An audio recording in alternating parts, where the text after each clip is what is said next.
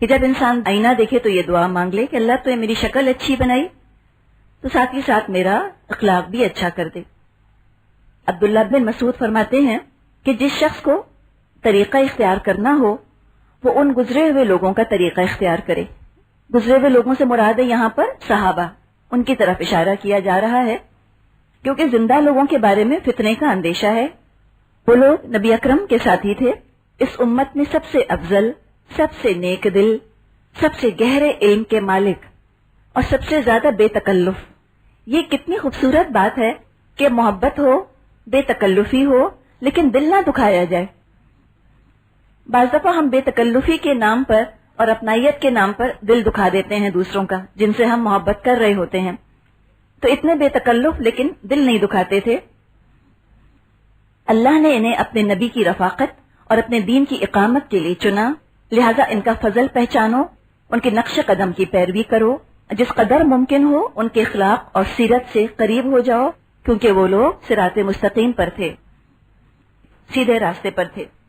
اور جس نبی کے گرد یہ محفلیں جمتی ہوں، اللہ کے رسول، ان کا تو ہم کیا ایک اندازہ کر سکتے ہیں، کیسے دل خود بخود ان کی طرف کھنچا کرتے تھے۔ آپ کی زبان سے جو کلمہ نکل جاتا، صحابہ اس کی اطاعت کے لیے دوڑ جایا کرتے تھے۔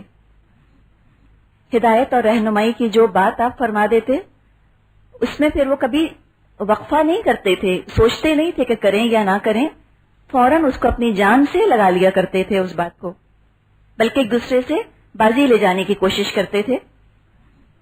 آپ کی اس کوشش سے اور آپ کی اس محنت سے ایک ایسا معاشرہ وجود میں آیا کہ واقعی کہ جس کی مثال دنیا میں نہ اس سے پہلے کبھی دیکھی گئی تھی اور شاید نہ کبھی اس کے بعد یہ مثال دیکھی جائے۔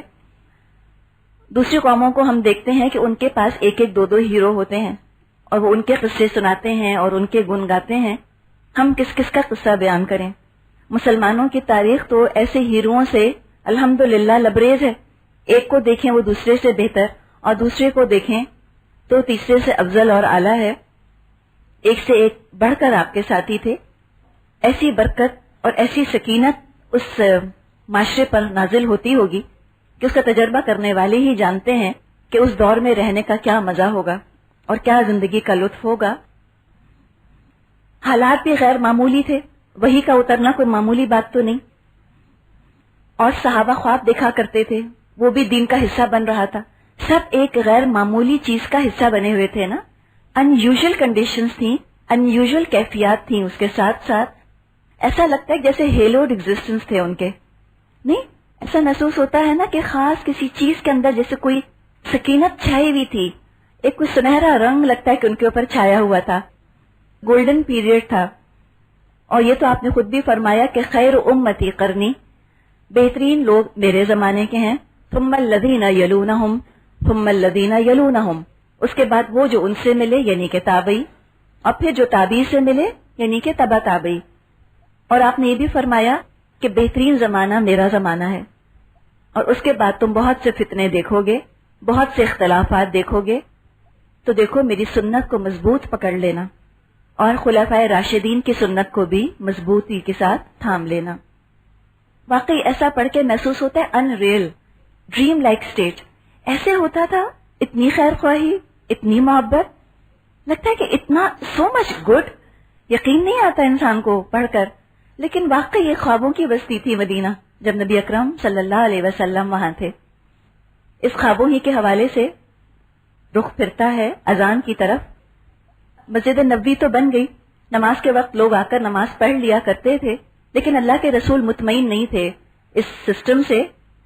وہ چاہتے تھے کوئی سسٹم ایسا بن جائے، کوئی ایسا طریقہ اختیار کر لیا جائے کہ جس سے لوگ آگاہ ہو جائیں کہ ٹھیک ہے نماز کا ٹائم ہو گیا۔ آپ نے لوگوں سے مشورے لینے شروع کرے، کسی نے کہا کہ ہم جھنڈا لہرا دیں گے، سادے لوگ بھی تو ہوتے تھے نا، اب جھنڈا لہرانے سے کسی کو کیا نظر آئے گا کہ اب جھنڈا آ گیا تو ہم نماز کو پہنچ جائیں۔ لیکن ہم دیکھتے ہیں کسی کا مذاق کبھی نہیں اڑایا جاتا تھا، ہر ایک کے مشورے کی قدر کی جاتی تھی۔ مشورہ انہوں نے دے دیا لیکن آپ کو زیادہ بھایا نہیں۔ کسی نے کہا کہ ہم یہود کی طرح نرسنگا بجا لیں، ایک وہ ہارن سا ہوتا ہے نا، وہ ہارن کے اندر بلو کرتے ہیں۔ آپ نے فرمایا یہ تو یہود کی چیز ہے۔ تو پھر کسی نے کہا کہ ہم عیسائیوں کی طرح ناقوس بجا لیا کریں، ووڈن بیل ہوتی تھی۔ چرچز کے ساتھ ہمیشہ چرچ بیلز کا خیال آتا ہے۔ تو جب یہ مشورہ آپ نے سنا تو آپ نے کہا لیکن یہ تو عیسائیوں کی چیز ہے۔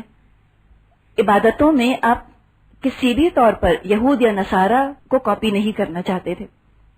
بہرحال یہ معاملہ ہوتا رہا، لوگ اپنی رائے دیتے رہے، کوئی ایک فائنل ڈیسیشن نہ ہوا۔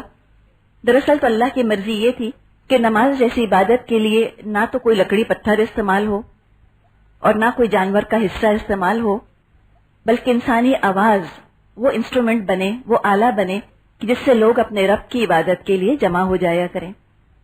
اس میں یہ آتا ہے، ایک صحابی عبداللہ بن زید رضی اللہ تعالی عنہ، نبی اکرم صلی اللہ علیہ وسلم کو انہوں نے فکر مند دیکھا، اور آپ غیر معمولی طور پر فکر مند تھے کہ کیا سسٹم کیا جائے کہ لوگ نماز کو جمع ہونے لگیں۔ جب اللہ کے رسول کو فکر مند دیکھا تو خود بھی فکر مند ہو گئے۔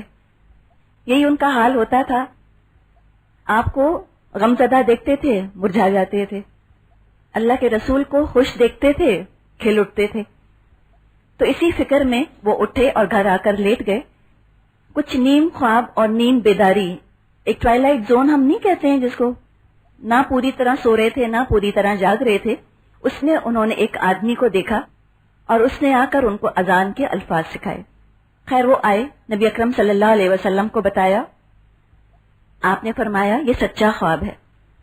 پھر ان کو حکم دیا کہ بلال کے ساتھ کھڑے ہو کر یہ کلمات ان کو بتاؤ۔ اسی طرح بلال رضی اللہ تعالی عنہ نے اذان دی، اور ان کو اس لیے چنا گیا کہ ان کی آواز بہت بلند تھی، صاف شفاف آواز تھی۔ جب یہ اذان دی گئی تو حضرت عمر رضی اللہ تعالی عنہ نے سنی، اپنے گھر سے باہر تشریف لائے اور کہنے لگے کہ میں نے بالکل یہی الفاظ میں نے بھی خواب میں دیکھے۔ تو آپ نے فرمایا فللہ الحمد، کل شکر اللہ کے لیے ہے۔ نبی اکرم صلی اللہ علیہ وسلم کی زندگی میں حضرت بلال مؤذن رہے، جہاں بھی آپ جاتے تھے بلال ہی سے اذان دلوائی جاتی تھی۔ نبی اکرم صلی اللہ علیہ وسلم کے انتقال کے بعد حضرت بلال سے مدینے میں نہیں رہا گیا، ان کو اس کے در و دیوار سے اپنے حبیب کی یاد آتی تھی، اس کی گلیاں ان کی یاد دلایا کرتی تھیں، تو مدینے چھوڑ کر دمشق چلے گئے تھے، وہیں رہنے لگے۔ ایک بار انہوں نے خواب میں دیکھا کہ نبی اکرم صلی اللہ علیہ وسلم فرما رہے ہیں بلال تم ہمارے پاس نہیں آتے۔ آنکھ کھلتے ہی مدینے پہنچے تو نبی اکرم کا وقت ان کو یاد آ گیا، آنکھوں سے آنسوؤں کا طوفان ان کے ابل پڑا۔ مدینے آئے تو حضرت امام حسن اور حضرت امام حسین رضی اللہ تعالی عنہما نے درخواست کی کہ آپ اذان دیجیے۔ اذان دینے کھڑے ہوئے، مدینے والوں نے جب اذان کی آواز سنی تو وہی ان کو نبی اکرم کا سنہرا دور یاد آ گیا۔ کہا جاتا ہے کہ مدینے میں کوہرام مچ گیا، سب لوگ روتے ہوئے اپنے گھروں سے باہر نکل آئے۔ چند روز حضرت بلال مدینے میں رہے، لیکن ان سے پھر رہا نہیں گیا، دوبارہ لوٹ کر وہ دمشق چلے گئے اور وہیں پر انہوں نے وفات پائی۔ کیا اذان کی کیفیت ہوتی ہے واقعی، یہ تو جو سنتے ہیں، اور خوبصورتی کے ساتھ اذان جو دی جاتی ہے، آج بھی وہ ہمارے دلوں میں کیسا گھر بنا لیتی ہے۔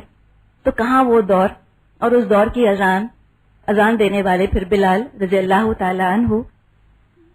چلے ہم ذرا سے اذان سنتے ہیں، وہ کیفیت تو نہیں آ سکتی جتنی بھی آ جائے۔ اللہ اکبر اللہ اکبر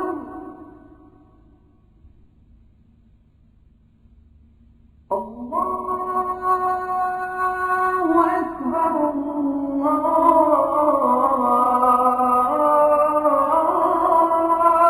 اکبر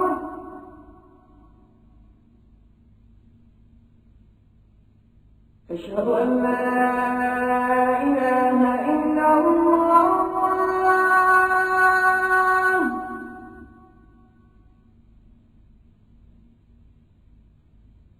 اشہد ان لا الہ الا اللہ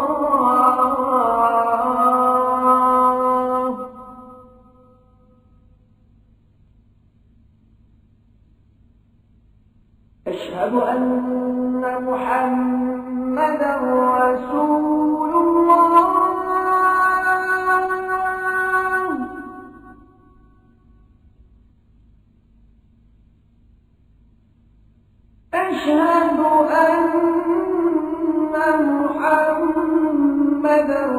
رسول الله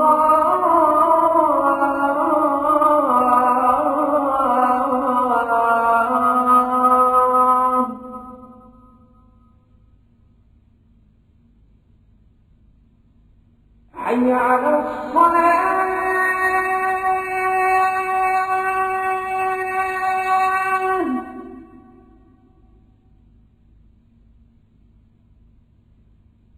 حي على الصلاة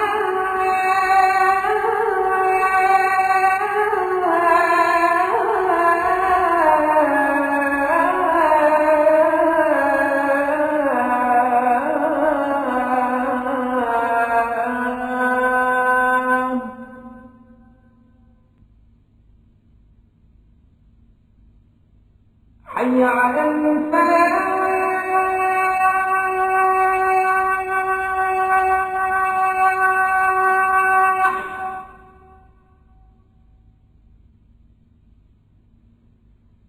حي على الفلاح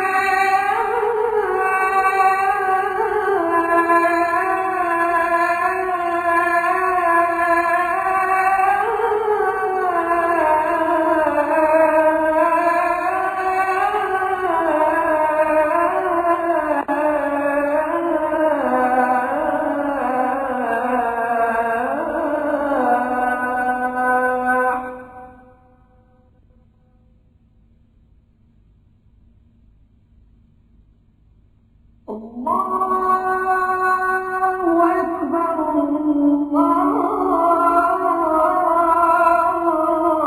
الله أكبر لا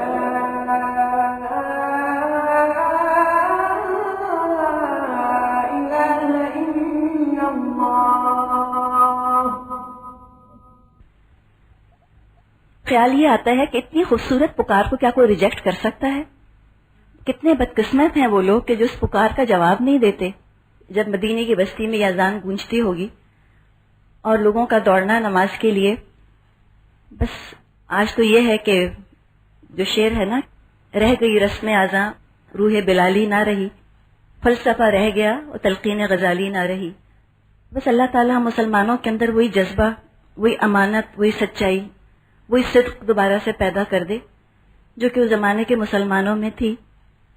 ہمارے اخلاق، ہمارے اعمال درست ہوں گے تو کیوں نہیں ہو سکتا کہ وہی والا دین اسی شان و شوکت سے دوبارہ نافذ ہو سکے.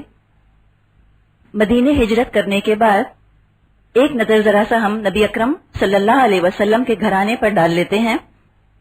آپ کا گھرانہ مختصر سا تھا. حضرت سودا، حضرت فاطمہ اور حضرت ام کلثوم رضی اللہ تعالی عنہم آپ کے ساتھ رہتی تھیں. حضرت سودا آپ کی بیوی تھی، باقی دو آپ کی بیٹیاں. حضرت علی آپ کے ساتھ ہی رہتے تھے. شروع میں ہی ہم نے ڈسکس کیا تھا کہ ابو طالب کثیر الاولاد تھے تو کفالت نہیں کر سکتے تھے اپنے بچوں کی، تو نبی اکرم صلی اللہ علیہ وسلم نے حضرت علی کی کفالت کا ذمہ لے لیا تھا، اپنے گھر میں ان کو شامل کر لیا تھا. نبی اکرم صلی اللہ علیہ وسلم ان کے کفیل تھے. زید بن حارثہ جو نبی اکرم صلی اللہ علیہ وسلم کے منہ بولے بیٹے تھے، ان کی شادی ہو چکی تھی اور شادی کے بعد اپنا الگ ان کا گھرانہ تھا، اپنا سیٹ اپ تھا. ایک دفعہ نبی اکرم صلی اللہ علیہ وسلم نے فرمایا